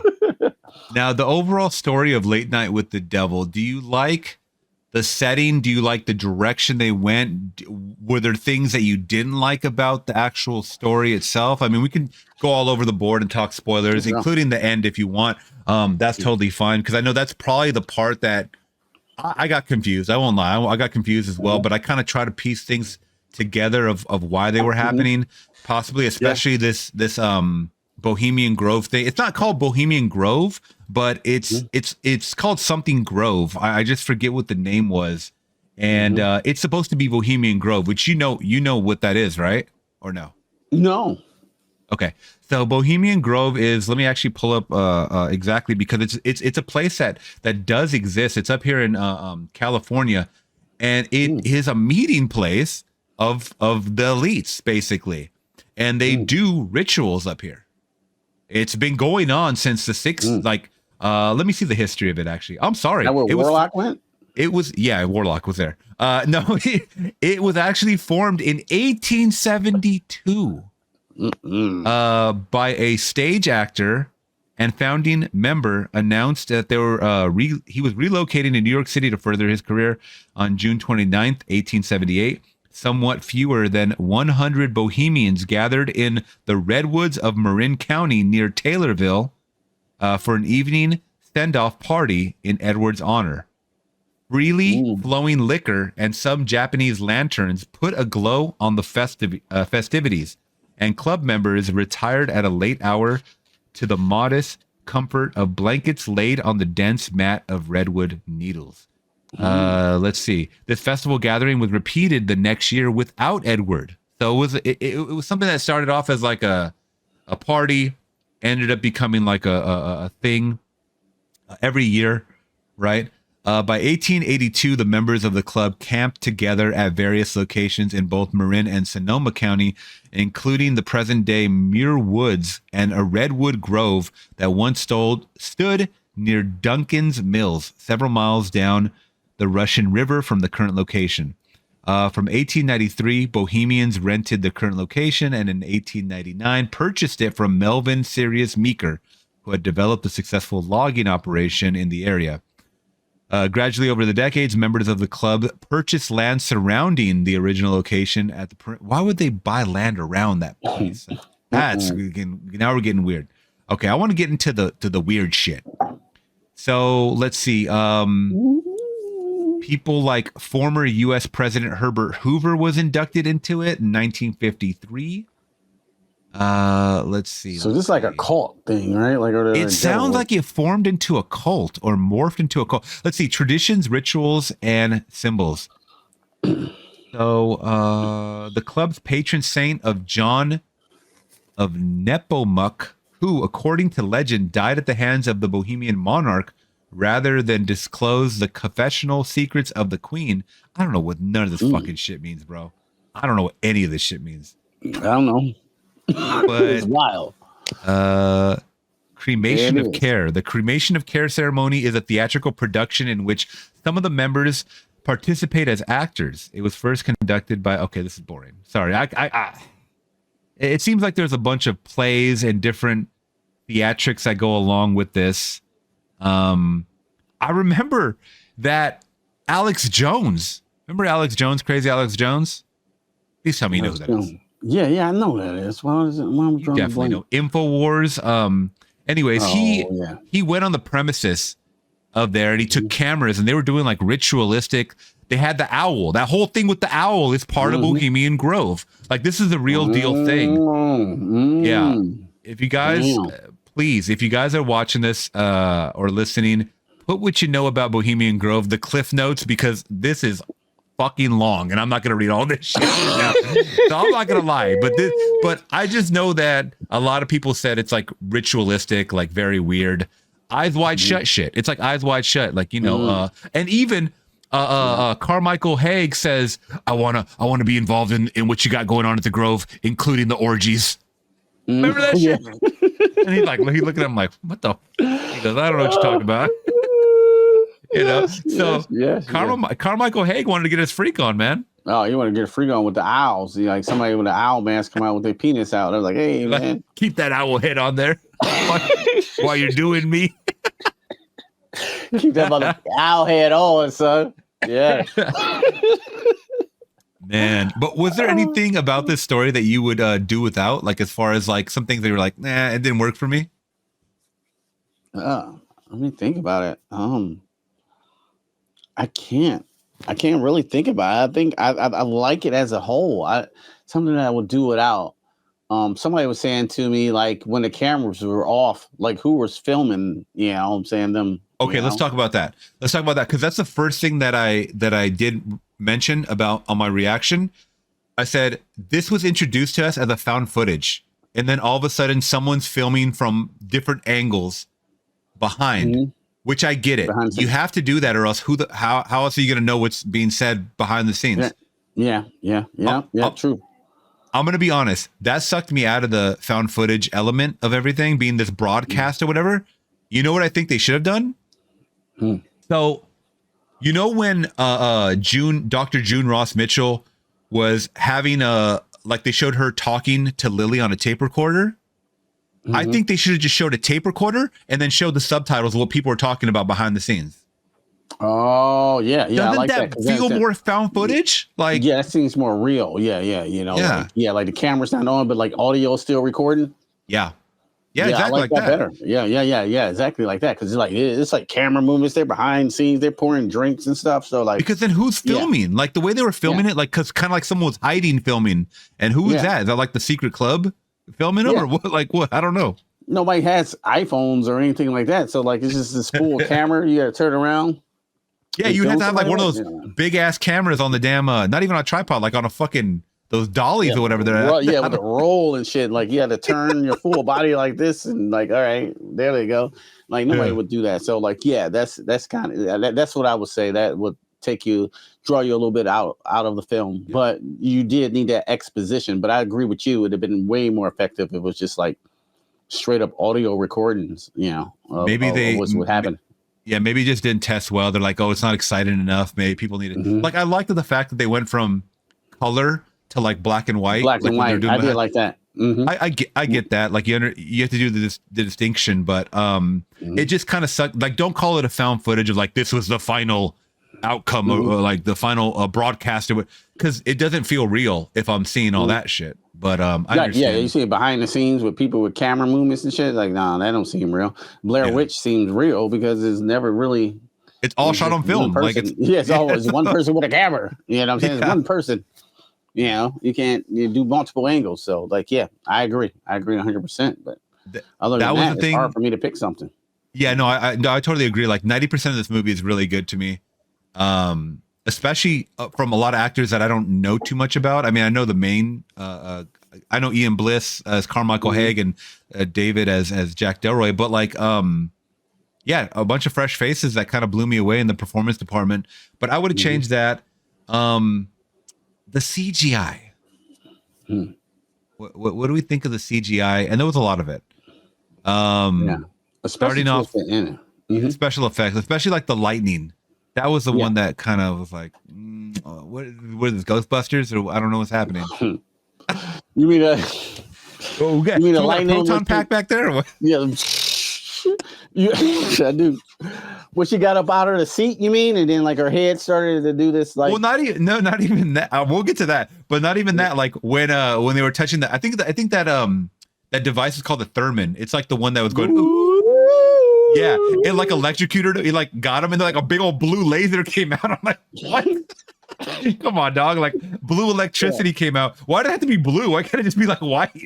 Yeah, I think they did that on purpose to make it look cheesy and like cheap, you know what I'm saying? Yeah. For a production. But I think it was done purposely, you know what I'm saying? So like at that point, I didn't mind it because like they're trying to create a aesthetic effect and, you know what I'm saying, put you back in 77, because 77, it'd have been worse than that. They try to put some overlay lightning. Like, oh yeah, like the way, like, because I just recently watched The Omen and The Omen 3. Oh my god, bro! It had some really bad that fake lightning they always put just crashing. It's just like static. It's like a photo, frame. Just static, just like moving around. Yeah, like, exactly. It's a frame. Yeah. They're obviously trying to, you know what I'm saying, do that on purpose. Yeah. I'm like, I don't even think it's an overcast day and they're showing lightning. Like, what is happening to this? No, it's not right. But that still, if you're gonna tell me this is found footage and you have blue electricity, like make it white then if you want to make it look real. Because like, right? Isn't like electricity just white? I don't think it's colored. Yeah. I don't. No. Got that ectoplasm in there somewhere. I don't know what's happening, but that kind of sucked me out. And then, what did you think of all the special effects on Lily? Because the effects really kicked in when Lily started going full demon mode. Mm-hmm. I thought it looked kind of cheesy, but I thought they was doing that on purpose to give this type of cheesy 80s entity look. Because remember, speaking of electricity, remember some of the electricity from the entity and shit too? Oh, yeah. That's what it reminded me of. Like, oh yeah, y'all trying to go for the entity type cheap special effects. But the special effects were good in Entity, though. Stan Winston did them. But like the visual effects were off. So it reminded me of those old school visual effects from the 80s, you know what I'm saying? It just kind of took me there a little bit, even though they were a little bit more advanced, you know, because this when Lily's the blue shit came out her head, it still was kind of moving like this. It was just crazy looking. I got it, so I just accepted it. I didn't try to break it down too much, so I didn't mind it too much. I didn't, me personally. I just thought they trying to do effect from the 80s and not, you know, do too much with it. Yeah. I think even though I said I didn't like the CGI of like before, I think what they did with Lily's head, it worked because what's the alternative? They put a prosthetic mask that probably would have looked goofy as fucking hell. Her flying there with like a big old satanic goofy demon head, right? Just like, like split open or whatever. That would have looked probably too goofy and sucked people out. But in that moment, I don't know if you got the same feeling, but when she was flying there and then her head split open, I felt like I was watching a scene from the VHS anthology. Didn't it have that quality? Like it had that same quality, bro. Yeah, absolutely. What is that? What is that? The same company, like production company, or what? I don't know. I honestly think it's done purposely, but it did feel like the VHS. Like I wasn't really scared at that moment. I thought it was maybe like a little much. I was just shocked. Like, what is that? Like, what? Yeah. Like, I think it was a little much at the end there. Like, it got a little too crazy. You know what I'm saying? Maybe if it was calmed down, maybe it was like at a full 10. Maybe they would have calmed that bitch down to a 6.5 to a 7. Oh yeah, it would have worked better and shit. Like, this is full Ghostbusters. You expect, like you said, the Ghostbusters to come out and put this little bitch in the trap. So yeah. That would have been so funny. Like, someone needs to make an edit where they just edit in like the Ghostbusters and just shoot it. Fry him!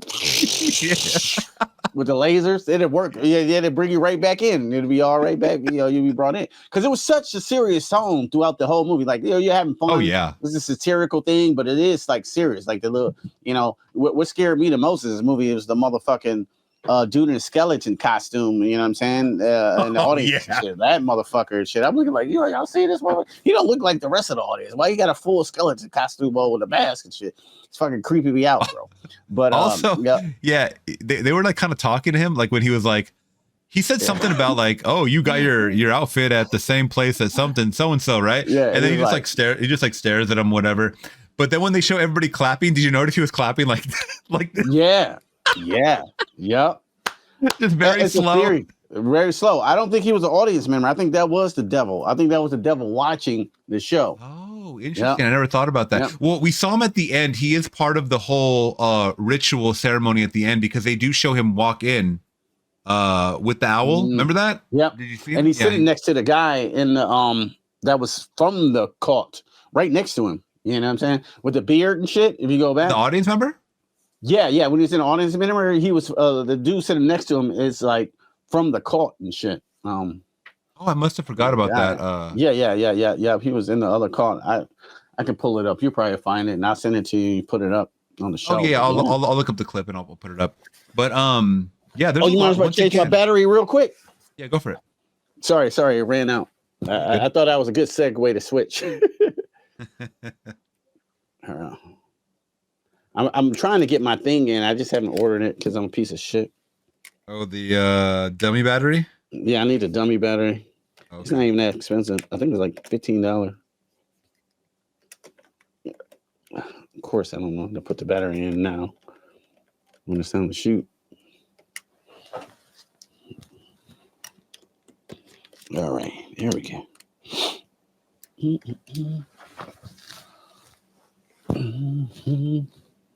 Late night with the devil.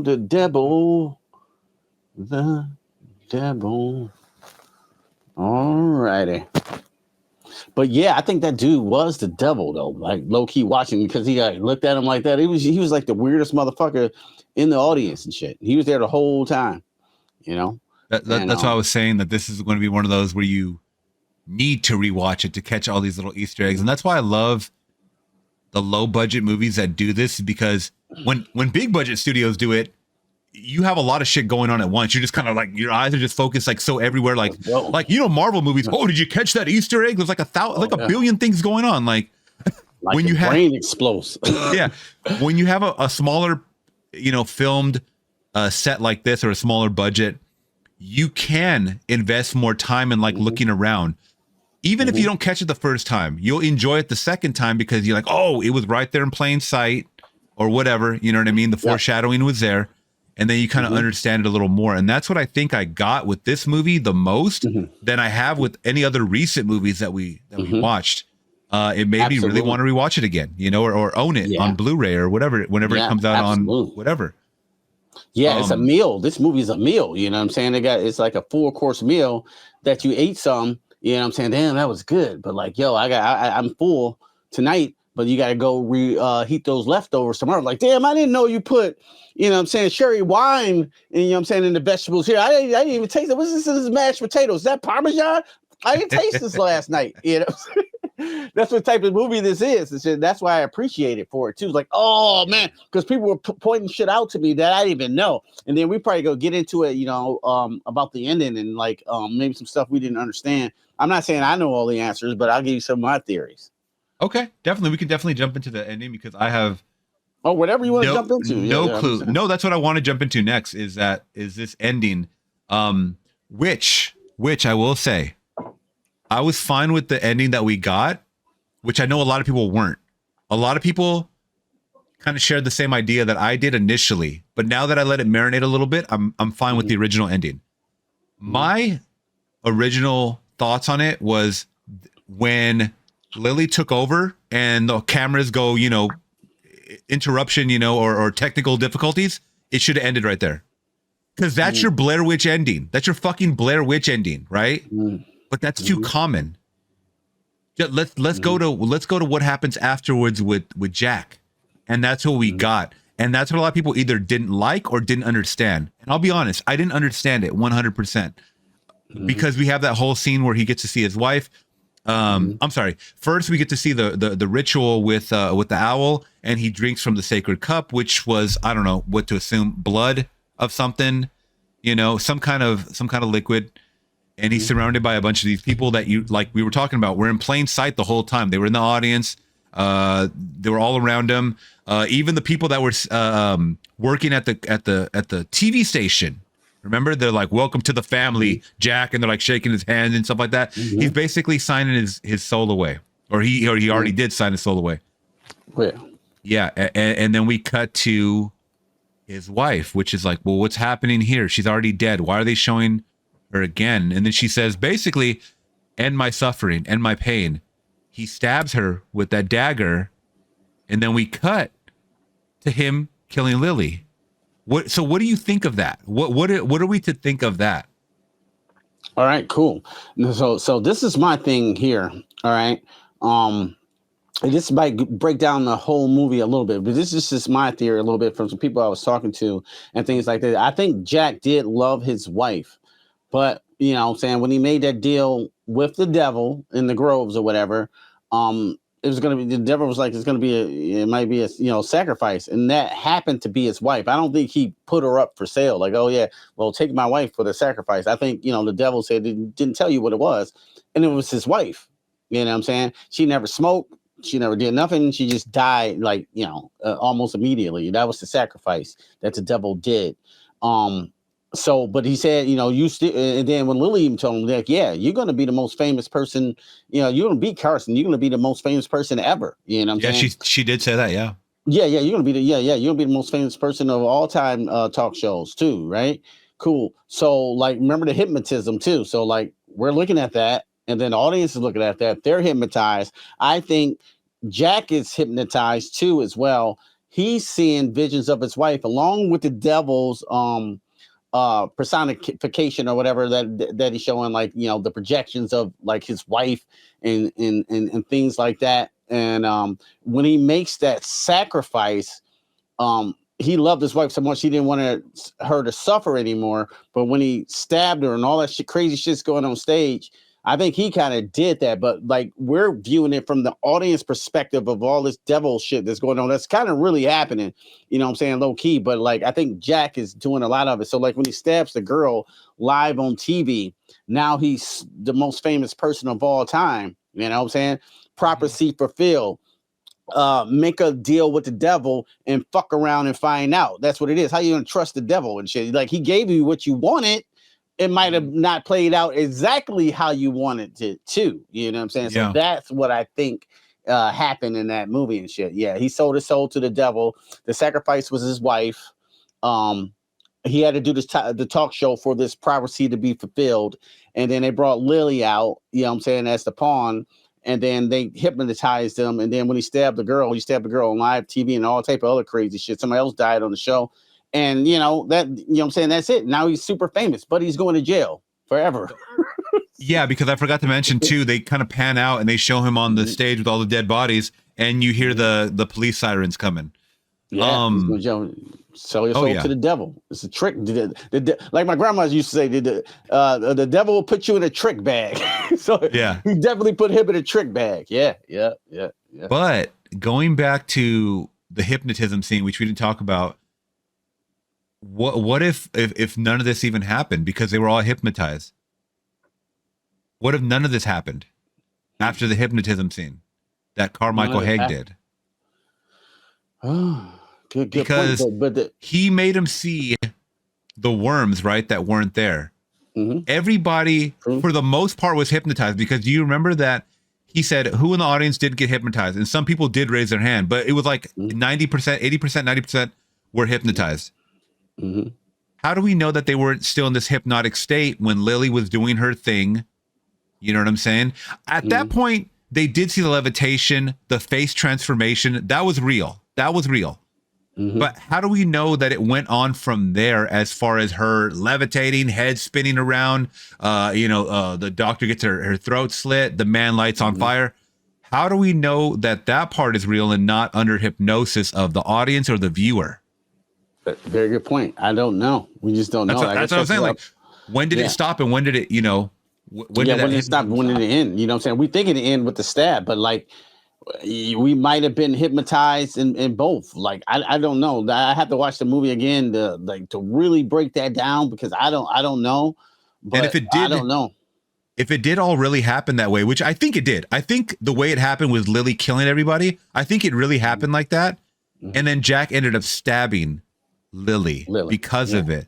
But at the same time, if all of this is on camera, this is evidence of he had to kill her because she was killing everybody. Yeah. And I don't think Jack's going to jail. You know what I mean? You might be right. There's like a bunch of different ways that you can go about it, possibly, depending on how the director wants you to view it. It's kind of like one of those it's interpretation things, Interpretation, like, well, nobody seen it. He just killed all these people and stabbed this live little girl on TV. That's fucked up too. You know what I'm saying? I don't know. I think it's up to the audience interpretation. That's why it makes it interesting. You know what I'm saying? Because we're really having a good discussion about it. We know what happened in Hills Have Eyes. Like, oh yeah, she shot him. We fell off the cliff. But like, we don't know what the fuck happened here. You know what I'm saying? They really Christopher Nolan in this shit in the third act, which is I find intriguing. Yeah. Overall, I love this movie. I absolutely loved it. And I was surprised by it. I didn't think I would like it as much as I did. Me too. And even with those little, not negative reviews that I gave about the CGI, like it still makes me want to go back and rewatch it. And like what you said, I think they purposely did it like that to kind of give this 70s vibe or aesthetic, even though it kind of took away a little bit of the aspect of the found footage for me a little bit. Small gripes I would have tweaked a little bit, but I overall liked it because it's an original idea. It's an original setting. Like, who would have thought to do this in a late night? Because that's genius, isn't it? Because of Sweeps Week. I mean, And look at our culture now, how much we're into, like exploiting things that maybe we shouldn't be exploiting. Like with TikTok and and all that shit. So like, all right, well, fuck it, let's do the devil on late night TV and let's really bring that concept to fruition. And I think this movie nails it. And they could have did it in 1998, 2003, but I think it's more believable because they did it in the 70s. You know what I'm saying? So like, it's no internet, it's none of the shit. So it's like all contained with this found footage. Yeah, the black and white shit is weird, and that did take me out of the movie. But like overall, what a great, brilliant concept to have a late night interview with the devil. I just think that's what makes the devil, this demonic possession genre, not be played out when you can bring fresh ideas. And this doesn't just go with demonic possession; it goes with horror movies in general and shit. You know what I'm saying? A24 is pumping out original horror movies, you know what I'm saying, at least every 3 months and shit. Some shit you might not see before. Some shit you might not agree with 100%, but like sometimes they will knock it out of the park. Like to me, like Hereditary and shit like that. I think that's the scariest fucking movie I've seen in the last 10 years and shit. Like that, this shit was scary. And then, you know what I'm saying, you brought something new to the genre. So I think it's that, just using your tools to create something original. And I think they did here. And I think this is going to be talked down the line late night with the devil. I can't wait. I'm going to watch it on Halloween night. I can't wait to watch it again on Halloween night. I'm buying that 4K, babe. This is one of my favorite films so far of the year. I know I haven't seen every film. Yeah, it's definitely, because I watch a lot of the older films, but you know, as a newer film, like you said, it makes you want to rewatch it on Halloween or even sooner than that with someone that hasn't watched this to kind of get their take on it. Because even though we're dealing with the occult and possession and stuff like that, I think even if you're not into that, there's like talking points. Like people can just kind of give their predictions on like what's happening. Or even appreciating just like the 70s aesthetic of like how they did this, you know, or what they try to do, obviously, you know. Obviously, I'm not into the devil, you know what I'm saying, at all. And shit, I don't want to fuck with the devil or whatever, you know what I'm saying? I'm not into the devil, but I'm into the story because they put it together so well. The production value is well, and the acting is great. And I was like, yes, you know what I'm saying? Bring me this. Like, I think people like us as, you know, cinephiles, people like thinking, well, you like this movie, you must like the devil. Like, no, I don't. It doesn't matter to me. Like, is the fucking film done well? You know what I'm saying? That's what I care about. You know what I'm saying? Yeah. And I think they did a very good job here. I almost thought it was A24, but like you said, it's from the other company. So, IFC Films.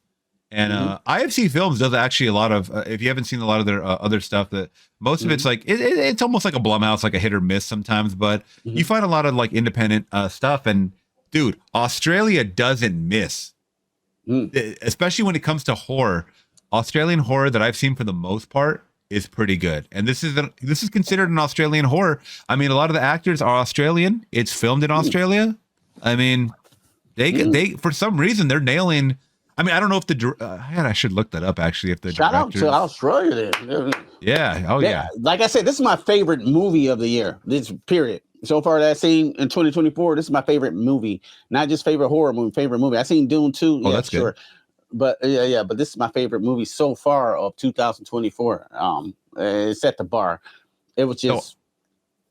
I forgot to mention that this is written and directed by Cameron Carnes and Colin Carnes. So they are brothers, and it looks like, I want to see if they're from Australia, which I don't want to jump to any conclusions, but they do look Australian. All right. Hey, look at. I know Australians don't have a look. They're white, right? I know they don't have a look, but they also have a look. You know what I'm saying? And they're white. They're white, I'm guessing. They are white. Okay. Melbourne, Australia. All right. See, I got it right. I don't know much of their other pictures. They have a movie back in 2014 called Mule, which I believe I've seen the cover for, but other than that, I don't know too much about their stuff. But you guys did a good one, man, with the Late Night with the Devil. It's the most talked about. I did see this at one point on my phone. I Googled it really quick, and in the corner it said #1 talked about movie online, a horror movie talked online at this moment. See, that's what I'm saying. People are just talking about it. You know what I'm saying? Talking about People are talking about it. People are not talking about Abigail like that, even though it's fun and whatever, it's pretty good. They're not talking about it like Late Night with the Devil because there's so many layers. Well, what do you think this mean? Me and you, we going back like, well, that could have meant that, like, you know what I'm saying? So like that's the indication of a great film, of a good cult film that later down the line people are still going to be talking about. Yeah, so absolutely. And all that being said, what do you give it out of 5? I give it a 5, to be honest with you. Like, coming straight from my gut, I give it a 5. It's my first 5 of 2024. I just think it's so brilliantly crafted to have this unique tale, and it's unique too, and it's a unique take on a demonic possession, like we saying, you know what I'm saying. And I think the acting is good. I think Lily is fucking incredible, you know what I'm saying, and the psychic knocks it out of the park. And I think David does his job how he's supposed to do. He don't overdo it, he don't underdo it. He does his job exactly how it's supposed to be, to fuck around and find out what will happen when you sell your soul to the devil. And it's done on a late night talk show. I've never seen that before, and I didn't expect the demon possession to be that guy, dang good, bro. And it blew me away. It was the best demon, like I said, best demon possession of a little girl I have seen since Linda Blair's The Exorcist. So yes, where's that 4K pre-order, bro? 5 out of 5. You think we're getting this in 4K? I hope so. I hope so too, bro. I mean, even though it's gonna be a 4K of a 70s looking type of movie, I still need it. You don't really need it. Yeah. Yeah. So I couldn't find the budget for this, but I saw some interesting information about this that has me to believe that this is a lot lower than I expected for a budget. So it says their VFX budget was $150,000. And it says the team did nearly 300 visual effects, leaving only about $500 per effect. Now, you come from that world. I don't know if that's like, was that hard to do? $500 per effect?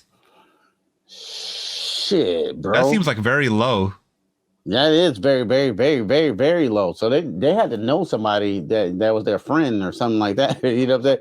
You're not going to like a high end, you know what I'm saying, effect house and have them do no one's gonna do an effect for. I won't even do somebody's damn logo for $500.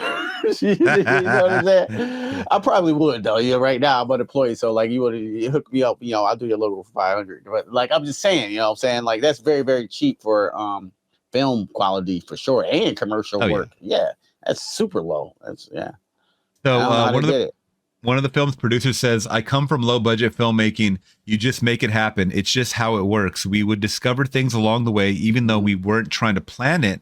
We were trying to plan it. And sometimes you can have the best intentions of thinking you know exactly how it's going to happen, but until you start building it, and with the limitations of our budget, it meant we had to finish basic solutions." Yeah, yep, that's true. Yeah, I can say that a lot from independent filmmaking and shit. Like, you know, we're gonna have the scene. We have all these body bags in here. You know what I'm saying? There's gonna be body bags in the scene, but like we can't find the body bags to blow them up. So like we got to figure out how to make the scene work. So yeah, that's just how it go. Yeah, absolutely. No, I hear that, man. Yeah, I think for me, my score is gonna be. I'll probably give it a 4 out of 5. 4. That's a good. I'll give it a 4, a very, very high 4, because this is just such an original idea, man. It was such an original idea. I like the cast for the most part. I forgot to mention the practical effects that they added to Lily's face when she transformed with the cuts and stuff on the side of her face. They look pretty cool. I mean, when the doctor tries to grab her or like grab her arm or whatever, and those big teeth come out. That part scared I did not see that coming. I jumped back like I was like, yo, because it was like that looked like CGI because they did something like make her mouth look all big. You know, it was like I was looking at that when I was looking at thumbnails and stuff. Like it was like it was scary. It was scary. Her hair was in the way too. It was like very cool. That part was scary. Cool. So I think that's what I'm saying. It's like entertaining, scary. It makes you think. It got layers. It's up there on the bar, you know, for me. Because then you start questioning once again, like, oh, do I believe in this personally? Like in real life, you know what I mean? Like what is it, you know? And then of course you get hit with that twist ending about the Grove and you're like, what the fuck? Because we're already told that there are already secret societies and Illuminati and all this other shit. So we start adding all that in the mix with Late Night with the Devil. And then we're like, some of our real life thoughts kind of spill into this review, you know? Yeah. Yeah, and that's what I love about the intrigue to this movie, because it's gonna make you think about your own, you know what I'm saying, thoughts or your beliefs, and you know what I'm saying with that. I try to separate that, you know, for me personally from this, you know what I'm saying. I'm looking at it as the cautionary tale, and you know what I'm saying, I enjoy what they did here. I thought they knocked it out of the park, especially you can tell they're low budget and they fucking just killed that late night feel. I'm just like. I was kind of blown away, especially what they had to do, what they had to work with, you know, and that story, they kept it tight. They really kept that story tight, and they added the layers. But I think the story is kind of straightforward, you know what I'm saying? But how they build it up and then had us questioning ourselves and our thoughts about it, it just brought that score up a little, you know what I'm saying, a little bit for me. I totally agree. I mean, it's definitely going to be one that we talk about for at least all this year. Yeah. Like as far as like we talked about it. Oh yeah, me too, man. And this is, I hadn't reviewed a newer movie in such a long time, and I was like, you had talked about that it was coming out, and I'm like, okay, let's do this, and it blew me away so much that I wanted to talk about it like right away on the podcast and whatnot. And yeah, there it is, man. Yeah, 2020. the bar is set, horror. Right now, I think in 2024, Late Night with the Devil is holding the belt right now. Is any movie in 2024 is going to be better than this so far? You got it a strong 4. I got it a 5. Will another horror movie be better this year? Yeah, absolutely. I don't know. Thank you guys so much for joining us on this one. We had a good time with it for sure. Next up, would you like to end off the month? Hopefully we can get this in by the end of the month. Another remake. I did put up a poll, and a lot of people wanted us to check out 13 Ghosts from 2001. Raw Digga Flip Mode. Are you ready? Do you think you can get it in or no? If not, we'll do it at the top of May. Yeah. You want to end off April with the remake? I'm down. It's the year of the remake. I'm glad we squoze 2 non-remakes, Idle Hands and Late Night with the Devil in there. So like, if you want to end it off with a remake, I'm cool. Okay, we'll try to get it up by the end of the month. If not, then maybe early May. But yeah, 13 Ghosts would be totally fun, especially after some of the picks that I did put up, which I think was Amityville, Carrie. I don't remember those remakes, to be honest, but for some reason 13 Ghosts, I used to watch this shit all the time. I remember 13 Ghosts. Yeah, I watched that a couple times. Yeah, it was one of my mom's favorites. Yeah, it was pretty crazy. And I mean, especially since Matthew Lillard is still like in the talks of like all the news outlets and shit. Why not, man? Tony Shalhoub, Shannon Elizabeth, Rod Digga, Matthew Digga. I'm down, dude, if you want to do this. Yeah, it can even be short. It doesn't even have to be like hella long or nothing. I'm down. 13 Ghosts it is. 13 Ghosts it is, man. Thank you guys so much for joining us on another podcast. If you guys are watching us on YouTube, please make sure to hit that big thumbs up. Consider subscribing. Today I have mine and Q reviews, social medias down below. So make sure to subscribe to his channel as well, where he does a lot of movie breakdowns, reviews, skits, all that good stuff. And we'll catch y'all on the next one. We're gone. Peace. I'm just warming up, you pathetic worm! Why won't you die? No! Game over.